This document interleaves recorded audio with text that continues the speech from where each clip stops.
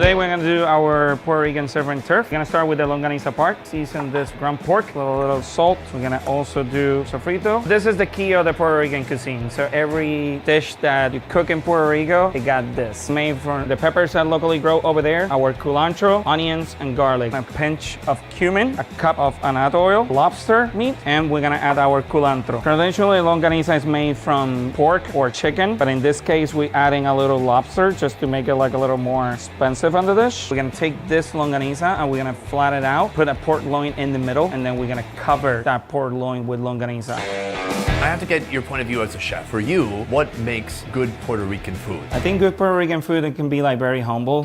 We as a Puerto Ricans like sit down on the table and share that. That's what it makes it like very special. The sausage gets vacuum sealed, cooked sous vide for 2 hours, then seared in a hot pan until the outside develops a beautiful crust. You're talking about Puerto Rican food and you keep mentioning it's humble. Meanwhile, today you're making a very expensive plate of Puerto Rican food, a plate that costs over $100. He brushes the pork with a rum glaze, then rolls it in crispy chicharron. Is there a conflict in the statement saying Puerto Rican is humble food, but I'm gonna make a $100 plate of Puerto Rican food? Now that the turf portion of the dish is complete, we're moving on to the surf.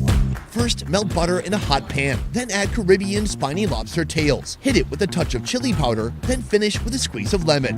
The idea behind the dish is how much it costs you actually, like here in New York. Normal lobster in Puerto Rico probably can be $25, $30 a pound, but over here we're paying $55 a pound. Oof. My mission for this dish, it was basically try to create something that represents us with all the ingredients that grew up in the island, that you can find it locally in New York, and just create something that is not completely traditional, so don't disrespect the humble dishes, but elevating with the technique.